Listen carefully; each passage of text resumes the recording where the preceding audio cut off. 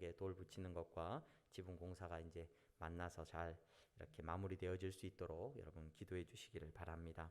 연말정산 신청서 이렇게 필요하신 분들은 말씀해 주시고, 또 서류가 저희가 드리는 그 서류 외에도 다른 서류가 필요하신 분들은 저에게 말씀해 주시면 준비해서 드리도록 하겠습니다.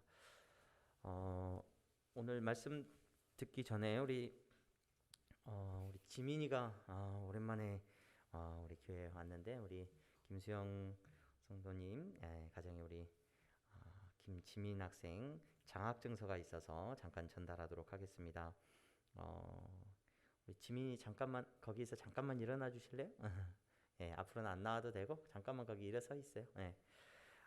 장학증서입니다. 서울중암중학교 3학년 김지민.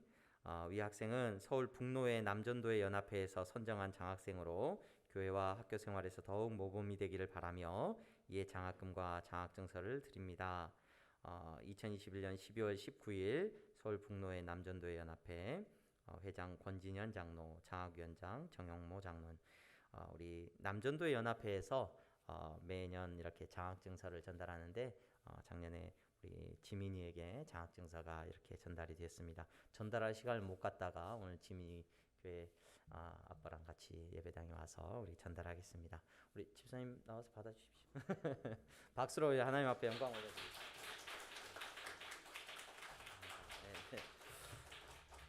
감사합니다. 우리 교회가 더욱더 우리 다음 세대를 키워나가는 일 가운데 쓰임받을 수 있는 복된 은혜가 있기를 바랍니다. 우리 옆에 분들 보면서 인사 한번 하겠습니다. 잘 나오셨습니다. 잘 나오셨습니다. 네, 오늘 3부 예배, 2부 예배, 11시 예배 많이들 나오셨네요. 거리두기를 잘해야 됩니다. 우리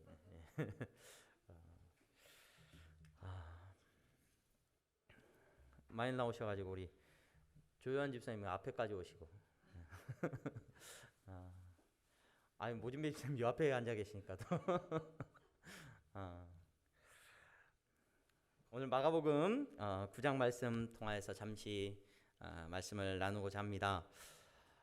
제가 일부 예배 설교를 하면서 이 설교자는 설교가 이렇게 자연스럽게 이렇게 잘 전달이 되는 것 같고 들려져야지 이렇게 힘이 나고 하는데 일부 때 히터가 꺼지지가 않아가지고 어디선가 윙 소리가 나는데 이게 굉장히 어지럽더라고요. 그러면서 어느 시간이 지나니까 내가 무슨 말을 하고 있는지를 모르겠는 거예요. 그래서 설교를 하면서 이게 준비해온 원고를 읽으면서도 무슨 말을 하고 있는지도 모르겠고, 그래서 기도도 어떻게 기도를 했는지도 모르겠고, 또 헌금 기도도 그냥 건너뛰고 예배를 마무리를 했어요. 그래서 참 내 힘으로 하는 게 아니구나 깨닫습니다. 오늘 이 시간에 11시 예배 가운데 하나님께서 주시는 은혜가 있기를 바랍니다. 저도 은혜 받고 여러분도 은혜 받는 시간 되기를 바랍니다. 여러분, 성경을 읽고 오늘 말씀을 읽는데, 오늘 이 본문의 말씀은 사실 제가 이 본문을 건너뛸까, 아니면 이게 연휴를 앞두고 이 본문은 말고 다른 본문을 이야기할까, 설교를 할까 고민을 많이 했던 본문입니다. 왜냐하면 이 본문에 나와 있는 표현들이 굉장히 힘든 표현들이 많이 나와요. 어려운 표현들, 또 별로 듣기에 썩 유쾌하지 않는 표현들이 많이 나옵니다. 어떤 말들이 나오냐면, 우리가 읽은 본문에 보면은 연자맷돌이 그 목에 매어 바다에 던져지는 것이 낫다. 무슨 말이에요, 여러분? 목에다가 돌을 메고 그냥 바다에 빠져 죽으라는 얘기예요. 예수님이 그런 말씀을 하셔요. 또 손이 너를 범죄하게 하거든 어떻게 하래요? 찍어버리라. 굉장히 예수님이 어떻게 이런 말씀을 하실까? 발이 범죄하면, 그것도 한 번 말씀하시는 게 끝나는 게 아니라 발이 범죄하면 반복해서 말을 하십니다. 발이 범죄하면은 어떻게 하래요? 발을 찍어버려라. 내 눈이 범죄하면 어떻게 하래요? 눈을 없애라. 그렇게 하고 천국 가는 게 더 낫다. 또 지옥에 대해서 말씀을 해주셔요. 지옥은 어떤 곳이냐? 거기는 구더기도 죽지 않고 불도 꺼지지 않는다. 불로써 소금 치듯 함을 받으리라.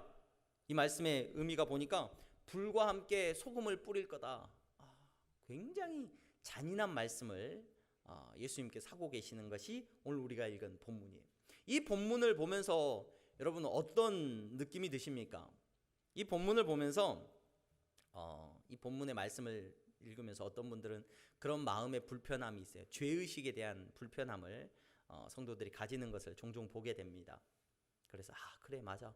천국 가려면 어떻게 해야 돼요? 죄를 안 지어야 되는데 내가 자꾸 죄 지으니까 나 진짜 오른손을 잘라버리고 싶다. 이 손 때문에 내가 이 죄 짓는, 내가 매일 도박을 하는데 이 도박하는 거 이거 좀 끊고 싶다. 내가 이 도박을 안 해야지 천국 갈 것 같은데. 그래서 실제로 손을 끊는 사람도 봤습니다. 기독교의 역사 속에서 보게 되면은 하나님 앞에서 이 죄의식에 사로잡혀서 정말로 불편한 마음을 견디지 못해서 자기 신체 일부분을 절단했던 많은 사람들이 있어요. 실제로 심지어 혀를, 심지어 어떤 분들은 손을, 자기 몸의 지체를 잘라내고 내가 이렇게 해서 나의 의로움을 이루어서 천국 가야겠다. 또 그렇게 하지 못하는 사람들은 심지어 이 죄의식에 붙들려 가지고 내가 책임져야지. 어떻게 해요? 자기 삶을 끝내는 사람들도 있다는 것을 우리는 잘 알고 있습니다. 가끔 매스컴을 통해서 들려오는 생을 마감한 안타까운 소식들이 들려올 때마다 목사로서 제일 긴장하고 보는 것, 혹시 이분이 교회 다니는 분 아니었나? 그럼 어김없어요. 왜 그렇게 교회 다니는 분들이 더 안타깝게 생을 마감하는 경우가 많이 있습니다. 왜 그런가? 이 죄의식이 사람을 사로잡고 있기 때문에 그래요. 이 죄의식은 나에게 대가를 지불해야 된다라고 말을 합니다. 너 대가를 반드시 지불해야 돼. 그렇지 않으면 너 저주받은 인생이야. 넌 영원한 죽음에 던져질 거야. 오늘 이렇게 말씀이 우리에게 선포되고 있는 것 같다는 것을 우리는 오늘 우리가 읽은 본문을 통해서 느낄 수가 있습니다. 여러분, 이 본문을 그렇게 읽으면 실제로 얼마나 불편함이 있는지 몰라요. 또 이 본문을 읽으면서 우리는 어떤 불편함을 가지게 됩니까? 천국과 지옥에 대한 이야기를 오늘 본문을 통해서 보게 돼요. 그래, 죄 짓고 지옥 가는 것보다 정말로 우리가 부족한 모습으로 천국 가는 게 중요하다. 천국과 지옥에 대한 이야기를 하니까 오늘날 신앙생활하면서 천국과 지옥에 대해서 심각하게 생각하는 사람들이 얼마나 될까? 이 말씀을 잘 이해하는 사람들이 얼마나 될까 고민을 하게 됩니다. 목회자로서. 이 본문을 읽으면서 성도들이 그런 마음의 불편함을 가지겠구나 하는 생각도 가지게 돼요.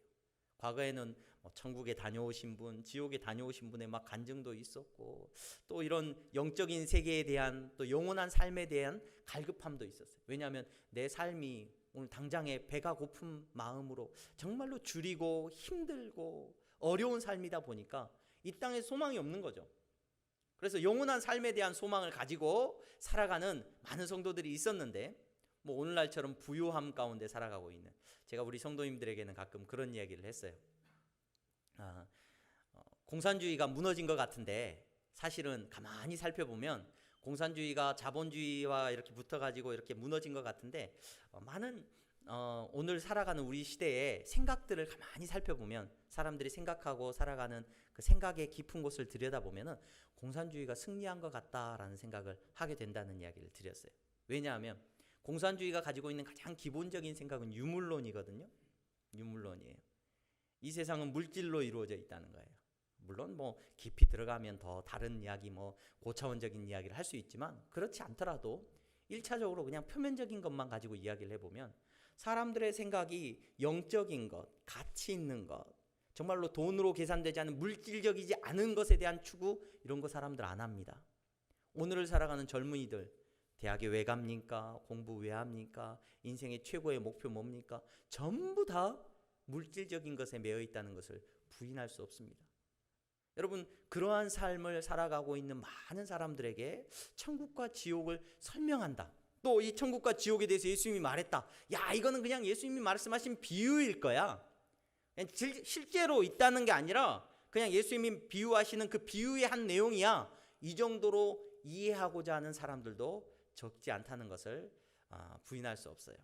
그런데 여러분, 예수님께서 있다고 하신 것을 저와 여러분들의 논리와 저와 여러분들의 경험으로 아니다, 있다, 없다 다투고 논쟁하는 것만큼 어리석은 일은 없는 줄로 믿습니다. 오늘 이 자리에, 예배 자리에 나오신 여러분, 저와 여러분들은 기억하시기 바랍니다. 우리는 물질적인 세계에서 살아가고 있지만 저와 여러분들은 물질이 다가 아니라는 믿음을 가지고 살아가고 있다는 것을 기억하시기 바랍니다. 여러분, 이 세상은, 이 인간은 여러분 절대로 육체적인 존재만이 아니라는 것을 성경은 분명히 말해주고 있어요. 여러분, 사람은 영적인 존재입니다. 영원한 생명이 있고 영원한 나라가 있고 하나님의 나라가 있고 천국이 있고 영원한 심판이 있다는 것을 저와 여러분들이 기억하면서 살아가는 은혜가 있기를 바랍니다. 그런데 오늘 이 본문은 예수님께서 말씀하시는 이 본문은 이렇게 강하게 말씀하셔야만 했던 이유가 무엇인지를 살펴볼 때 오늘 저와 여러분들은 이 본문이 말하고 있는 깊은 의미를 조금 더 깊이 알 수가 있습니다. 예수님께서 마치 책망하고 화내는 것 같고 나무라는 것 같은 이 본문의 말씀을 통하여서 여러분, 저와 여러분들이 조금 더 주의해서 보면 여러분, 이 예수님의 말씀 속에서 깊은 사랑을 저와 여러분들이 느낄 수가 있어요. 예수님이 저와 여러분들을 얼마나 사랑하시는지, 예수님께서 저와 여러분들을 향하여서 어떤 마음을 가지고 계시는지 이 말씀을 통해서 깨닫는 은혜가 있기를 주님의 이름으로 축원합니다. 여러분, 오늘 우리가 읽은 본문에 보니까 이 본문의 배경이 뭐냐? 예수님이 이 말씀을 도대체 왜 하시고 어떤 맥락에서 이 말씀을 하고 계시느냐? 그 흐름을 조금은 살펴볼 필요가 있어요. 예수님은 십자가의 길을 가시겠다라고 말씀을 하셨습니다, 제자들에게. 근데 제자들은 계속 누가 높으냐 누가 크냐 막 이런 얘기를 했단 말이에요. 예수님이 뭐라고 말씀하십니까? 얘들아, 하나님 나라에서는 이런 어린아이 한 명을 섬기는 것, 가장 낮아진 자리에서 섬기고 가장 연약한 모습으로 있는 사람, 그 사람이 오히려 더 큰 사람이다. 세상과는 다르다. 이 어린아이 한 명, 아무도 알아주지 않고 존재감도 없는 이 어린아이 한 명을 누군가가 내 이름으로 섬긴다면 그 사람은 나를 섬긴 것이고 나를 섬긴 것은 곧 하나님을 섬긴 거다. 이렇게 예수님이 말씀을 하셨죠. 이 말씀을 마태복음을 기록한 마태도 기록하고 있고요, 마가복음을 기록한 마가도 똑같이 기록을 하고 있습니다. 근데 마가복음에는 오늘 우리가 읽은 복음서에는 조금 다른 이야기들이 몇 개가 더 들어와 있어요. 그런데 그 들어와 있는 얘기들을 다 빼내고 나면 오늘 우리가 읽은 본문에서 지금 이렇게 말을 하는 거예요.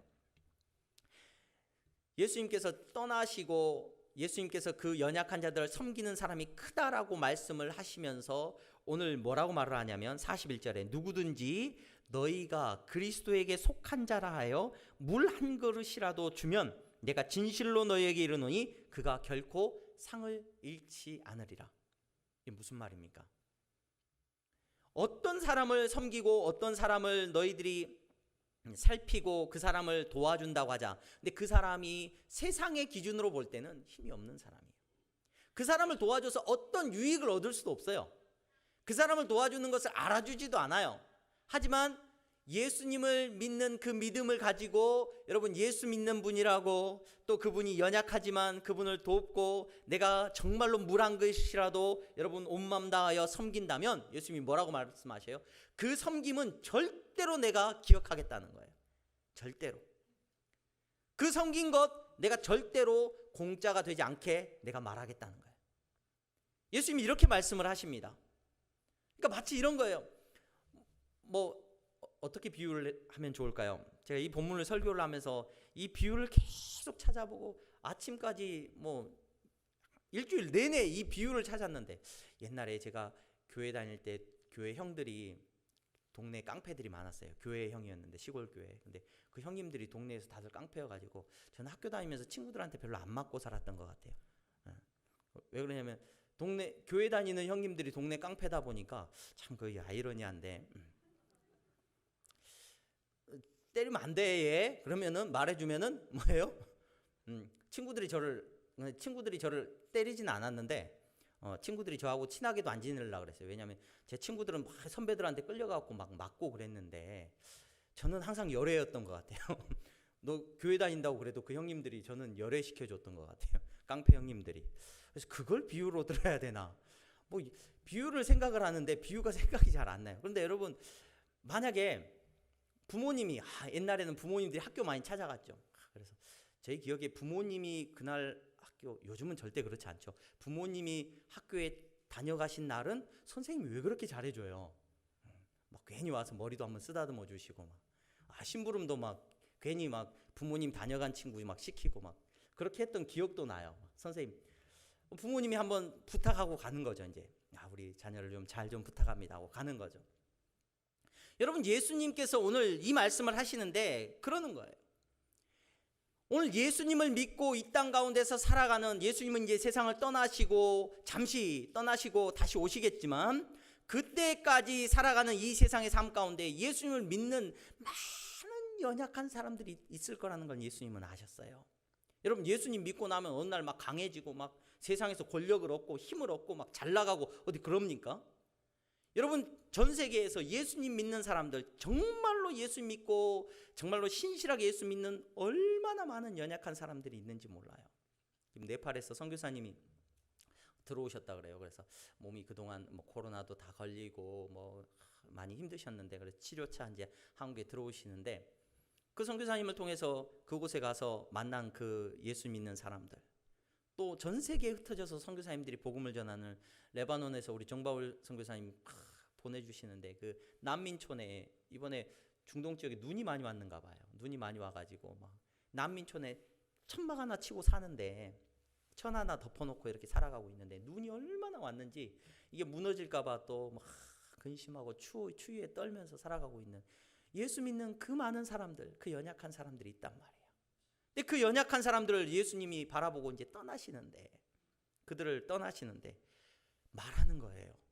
만약에 누군가가 내 자녀, 나를 믿는 이 연약한 사람들 누군가가 도와준다면 내가 그 사람 절대 잊지 않을 거야. 예수님이 이렇게 말씀을 하시는 거예요. 여러분, 예수님의 이 말씀 속에서 저와 여러분들은 예수님께서 우리를 향하여 베풀어 주신 그 사랑을 기억할 수 있기를 소망합니다. 예수님은 우리를 그냥 버려두시고 혹 우리가 신음하고 근심하고 있다면 예수님이 지금도 우리에게 돕는 사람을 보내시고 돕는 손길을 붙여주시는 줄로 믿습니다.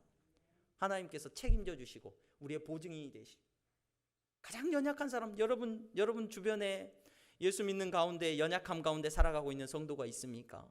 또는 부족한 성도가 있습니까? 여러분, 그 사람을 그냥 허투루 보지 마시기 바랍니다. 그 사람은 누구를 믿는 사람이에요? 예수님을 믿는 사람이라고 한다면 그 사람의 보증인은 바로 예수님이 되어주시는 거예요. 여러분, 사람은 믿을 수가 없죠. 사람 믿으면 어디 실망밖에 더 합니까? 사람은 다 우리에게 실망감밖에 안 줘요. 그러나 여러분, 기억하시기 바랍니다. 우리는 사람도 믿어야 돼요. 왜 믿느냐? 그 사람을 믿는 게 아니라 그 사람을 보증서고 있는 예수 그리스도를 저와 여러분들은 믿는 사람이기 때문인 줄로 믿습니다. 날마다 실망해도요, 여러분, 누가 갚아주세요? 내가 이 사람을 이렇게 섬기고 봉사하고 도와줬는데 저 사람은 나한테 세상에 고맙다는 말도 안 해. 얼마나 서운해요. 그렇죠? 네, 여러분, 서운해하지 마세요. 누가 보증되시냐? 바로 예수님께서 보증서 주고 계시다는 것을 기억하시기를 바랍니다. 예수님은 이렇게 말씀하시고요, 세상을 향하여서 또 힘 있는 자들을 향하여서 경고하고 있는 거예요. 뭐라고 경고하냐? 오늘 우리가 읽은 본문의 말씀에 뭐라고 경고하여 말씀을 하고 있느냐? 또 누구든지, 많은 성경학자들이 이 41절과 42절을 연결시키지 않으려고 해요. 그런데 제가 아무리 봐도 이 41절부터의 말씀은 쭉 이어지는 거예요. 42절에 뭐라고 말하냐면, 또 누구든지 나를 믿는 이 작은 자들 중 하나라도 실족하게 하면 차라리 연자맷돌이 그 목에 매어 바다에 던져지는 것이 나으니라. 이건 무슨 말이냐? 자, 나를 믿는 연약한 자 한 사람이라도 도와주는 사람은 내가 반드시 갚아줄겠지만, 그 반대로 나를 믿는 이 연약한 자 한 사람을 실족하게 한다면, 여기서 실족하게 하다는 이 단어를 주목해서 보셔야 됩니다. 실족하게 한다는 말은 무슨 말이냐면 스칸달리조라고 하는 표현인데, 여기서 스캔들이라는 단어가 나왔어요. 이 스캔들이라는 단어는 무슨 뜻이냐면 덫을 치는 걸 말해요. 덫을 쳐놓고 그 덫에 사람이 빠지게 만드는 거예요. 이 의미에서부터 나와가지고 파생돼가지고, 이 의미가 무슨 말이냐면 사람을 넘어뜨리고 실족하고 해치고 상처받게 하는 모든 것을 이 단어로 담고 있어요. 자, 하나님, 예수님께서 말씀하시는 거예요. 혹 누가 나를 믿는 이 연약한 자, 또는 믿음이 연약할 수도 있어요. 삶이 가난할 수도 있습니다. 또는 뭐 실력이 없을 수도 있고 부족할 수도 있습니다. 하지만 그 사람을 실족하게 하고 시험 들게 하고 그 사람을 넘어지게 하는 사람이 있다고 한다면, 그 사람은 차라리 차라리 내가 장담하건대, 예수님께서 하시는 말씀이에요. 내가 장담하건대 그렇게 하는 그 사람은 차라리 목에 돌 달고 물에 빠져 죽는 게 나아. 예수님 이렇게 경고를 하시는 거예요. 여러분, 이 말씀은 예수님이 겁주려고 하시는 말씀이 아니라 그만큼 자기를 믿고 있는 연약한 자들에 대한 예수님의 사랑을 지금 나타내고 있는 겁니다. 여러분, 거기서 예수님은 더 나가셔요. 뭐라고 말씀하시냐? 43절에 만일 내 손이 너를 범죄하게 하거든 찍어버리라. 이건 무슨 말이냐? 너 살다 보니까 오른손으로 자꾸 도박을 하고 뭐 나쁜 짓을 하고 이러니까 내가 내 손을 잘라버리고 진짜 예수 잘 믿어야 되는데, 여러분 이런 차원에서 예수님이 경고하시는 말씀이 아니라 이어지는 거예요. 지금 다 여기서 범죄하게 하다라는 이 표현이, 이 단어가 똑같은 단어예요. 무슨 단어하고? 아까 실족하게 한다는 단어하고 똑같은 단어예요. 스칸달리조라는 단어인데 윗절에서는 범죄하게, 실족하게 하는 이라는 의미로 번역을 했고 밑에서는 범죄하게 하는 이라고 하는 단어로 번역을 했어요. 그러다 보니까 두 단어가 다른 것 같아요. 그런데 똑같은 단어예요. 그러니까 내 오른손이 나로 하여금 다른 사람을 섬기고 나누고 위로하는 데 쓰이는 것이 아니라 다른 사람을 내 오른손이 실족하게 했다면 예수님이 경고하시는 거예요. 그 손 차라리 없는 게 나아. 없는 게. 네 두 다리가 다른 사람을 실족하게 만드는 데 쓰임받고 있다면 그 다리도 없는 게 나아. 네 눈이 다른 사람을 실족하게 하고 있다면, 다른 사람을 시험 들게 하고 다른 사람을 어렵게 하고 힘들게 만들고 있다면 그 눈 없는 게 나아. 예수님이 지금 그렇게 말씀하고 계시다. 여러분, 우리가 살아가는 이 세상은 절대로 힘없고 연약한 사람을 귀하게 여기지 않습니다. 여러분, 이러한 세상에서 예수님 믿고 여러분 하나님 나라의 백성으로 살아가는 것, 여러분 정말로 힘이 있으면서도 그 힘을 사용하지 않고 섬기면서 살아가는 것, 이거 쉬운 일 아닌 줄로 압니다. 여러분, 그러나 저와 여러분들은 이 말씀을 읽으면서 위로를 얻고 소망을 얻고 그리스도의 놀라운 사랑을 깨달아 알 수 있는 지혜가 있기를 주님의 이름으로 축원합니다. 예수님이 왜 이런 말씀을 하시는 거예요? 이 세상의 연약한 자들, 예수님 믿고 어떻게 보면 시련당하고 믿음을 따라 살아가는 성도들 가운데 아파하고 있는 사람들이 있다면 예수님은요, 그 사람을 생명을 바쳐서 사랑하고 있는, 누군가가 내 자식을, 요즘 뭐 자녀를 키웁니다. 자녀를 키우면서 내 자녀가 어디 가서 뭐 나쁜 소리 듣고 오면 여러분 기분이 좋던가요? 기분 안 좋죠. 칭찬만 들어도 못한데 누군가 싫은 소리 하면 얼마나. 근데 밖에 나가서 누가 내 아이를 실족하게 한다거나 넘어뜨린다거나 하면은 여러분 부모의 마음이 어떻습니까? 근데 여러분, 예수님이 이 말씀을 하시는 그 마음 속에는 바로 이러한 부모의 마음이 들어있다는 것을 깨달아 하시기를 바랍니다. 여러분, 저와 여러분들은 사람들을 대할 때마다, 연약한 사람들을 대할 때마다, 누구를 대할 때마다 여러분 그 사람을 향한 예수 그리스도의 마음을 깨달아 아는 지혜가 있기를 주님의 이름으로 축원합니다. 여러분들의 손이 섬기는 손이 되기를 소망합니다. 여러분 손으로 힘없는 사람들에게 지시하고 빼앗고 때리는 손이 되지 않기를 소망합니다. 그런 손이라면 없는 게 낫다라고 예수님이 말씀하시는 거예요. 여러분, 그런 손이 되게 해달라고 여러분 기도하지 마시기 바랍니다. 여러분들의 발이 사람들 앞에서 군림하는 발이 되지 않기를 소망합니다. 여러분들이 밟는 땅마다 평안을 주기는커녕 여러분들의 발로 겁을 주고 돌아다니면서 연약한 자들을 괴롭히는 그런 발이 되지 않기를 바랍니다. 여러분들이 가는 곳마다 이간질하고 힘을 과시하고 다른 사람들 시험 들게 하는 그런 발이 되지 않기를 바랍니다. 그런 발 달라고 여러분 기도하지 마세요.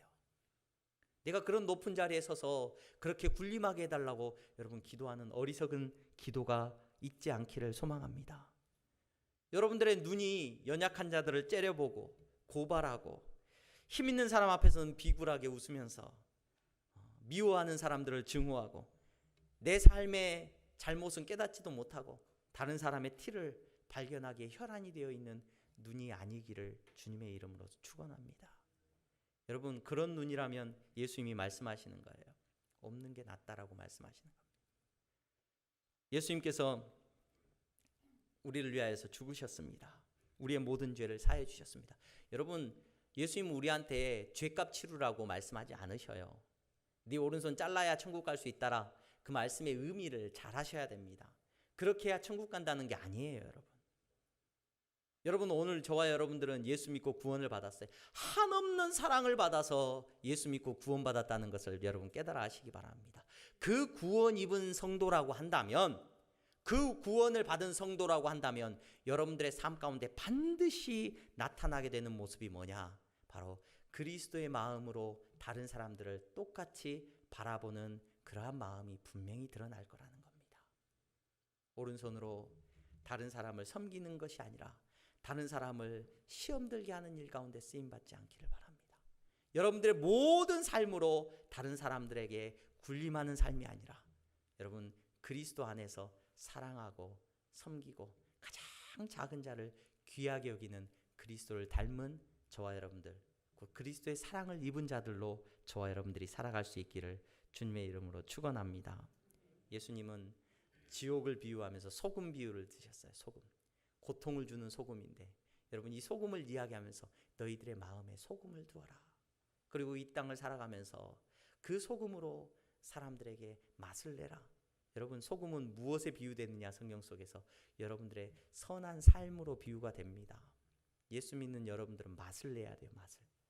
제가 늘 말씀드립니다. 예수 믿는 사람이었어, 교회 다니는 사람이었어, 이 말을 들으면 안 돼요. 여러분 여러분들이 어디에 있든지 여러분들 때문에 맛이 나야 됩니다.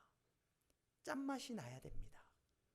여러분들 때문에 어디에 여러분들이 있든지 간에 여러분들로 하여금 예수 그리스도를 믿는 맛이 여러분들을 통하여 드러나기를 주님의 이름으로 축원합니다. 여러분 때문에 세상에 평화가 있기를 간절히 소망합니다.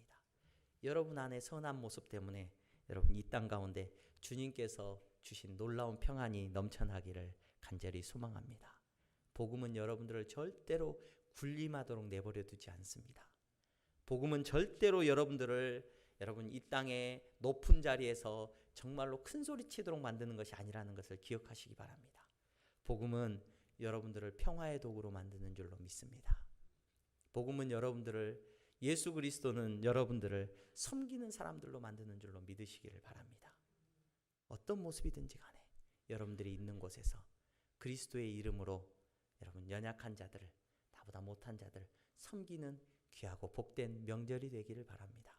가정 안에서도 여러분들 제일 부족하고 연약한 식구들을 여러분 사랑으로 섬기시는 지혜가 있기를 소망합니다. 저 사람 제일 잘 나가는 사람, 여러분 그런 사람 안 섬겨도 되고요. 가장 연약하고 부족한 사람을 가정 안에서도 섬기고 귀하게 여기고 그 사람을 끌어안는 귀한 명절이 되기를 주님의 이름으로 축원합니다. 여러분들의 가정에, 여러분들의 삶의 곳곳에서 그리스도의 사랑이 드러나기를 주님의 이름으로 축원합니다. 기도하겠습니다. 거룩하신 하나님 감사합니다. 사랑하는 성도들, 예수님이 하시는 이 무서운 말씀이 나를 위하여서 세상을 향하여 경고하는 예수님의 사랑의 말씀인 것을 깨닫게 하여 주시옵소서. 예수님이 나를 얼마나 사랑하시는지, 하나님 내가 연약하고 힘이 없을 때 우리 예수님이 하늘의 천군과 천사를 보내셔서 나를 지키시는 놀라운 은혜를 깨달아 알게 하여 주시옵소서. 아버지 하나님, 내 눈물을 닦아주시는 그리스도의 사랑을 이제 알았사오니 나도 나아가서 울고 있는 자들을 위로케 하여 주시옵시고 아파하고 있는 자들을 정말로 일으켜주는 놀라운 사명을 감당하는 성도들이 다 되게 하여 주시옵소서. 명절입니다. 사랑하는 성도들의 가정에 기쁨을 주시기를 원합니다. 아버지, 저들의 가정에 눈물이 있다면 닦아주시고 주님께서 위로하여 주시옵소서. 예수 그리스도의 이름으로 기도하옵나이다. 아멘. 우리 다 함께 찬송가 213장 부르시면서 준비하신 예물 하나님 앞에 드리겠습니다.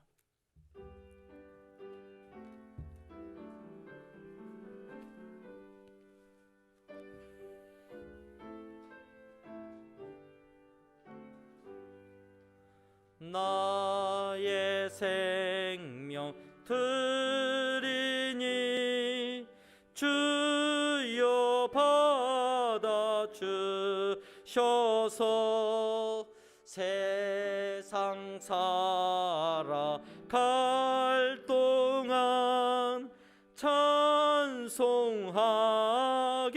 하소서. 아멘. 하나님 감사합니다. 사랑하는 성도들을 지켜주시고 오늘 또 예배의 자리로 인도하여 주신 것 감사합니다. 하나님, 저들이 온 마음 다하여 예배하고 온 정성을 다하여 물질을 하나님 앞에 구별되이 드렸습니다. 하나님, 11조의 예물을 드렸고 감사의 예물을 드렸습니다. 섬기는 마음으로 주님 앞에 드리는 예물이오니 이 예물이 닿는 곳마다 하나님, 연약한 자들, 어린 자들, 주여 섬김을 마땅히 받아야 되는 정말로 부족한 많은 사람들에게 주님이 희망이 되게 하시고 소망이 되게 하여 주시옵소서. 아버지 하나님, 저들이 정말로 믿음대로 섬기면서 나아가오니 아버지 하나님, 저들의 손을 메마르지 않게 하시고 저들의 손을 힘있게 하여 주셔서 저들의 평생 동안 하나님 정말로 예수님 만날 때까지 나눠주고 베풀고 섬기는 일 가운데 주님 귀하게 쓰임받도록 주여 축복하여 주시옵소서. 선교의 예물을 드립니다. 땅끝까지 복음이 전해지기를 바랍니다. 아버지 하나님, 예수 그리스도의 사랑이 증거되기를 바라오니 우리 항동교회를 사용하시고 사랑하는 성도들을 축복하셔서 그 일 가운데 쓰임받도록 주여 사용하여 주시옵소서. 주님, 장학헌금을 드립니다. 우리의 다음 세대가 아버지 하나님 정말로 예수 그리스도를 믿는 세대가 되게 하여 주시옵시고 돈이 전부가 아니라는 것을 깨닫는 세대가 되게 하시고 그리스도의 택함받은 자녀들의 세대가 될 수 있도록 주여 축복하여 주시옵소서. 아버지, 건축헌금을 드립니다. 아름다운 예배당이 세워지기를 원합니다. 그러나 눈에 보이는 건물만 세워지지 말게 하시고 아버지 하나님, 보이지 않는 하나님 나라의 공동체가 더욱 든든하게 세워져 나갈 수 있도록 축복하여 주시옵소서. 아버지, 드릴 것이 없어 가난한 심령으로 나온 성도 있습니까? 더 큰 축복을 주시고 더 큰 위로를 허락하여 주시옵소서. 예수 그리스도의 이름으로 기도하옵나이다. 아멘. 우리 다 함께 일어나서 주기도문 함께 찬양하시겠습니다.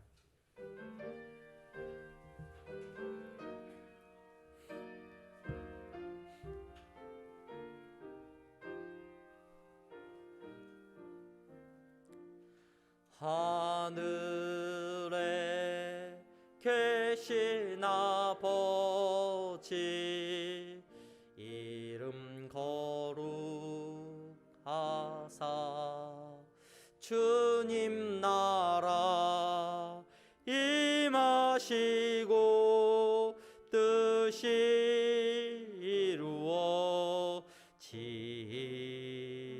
이루어지이다.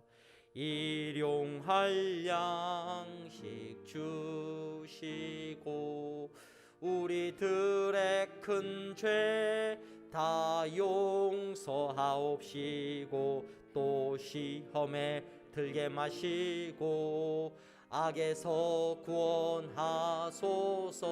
대개 주의 나라 주의 권세 주의 영광 영원히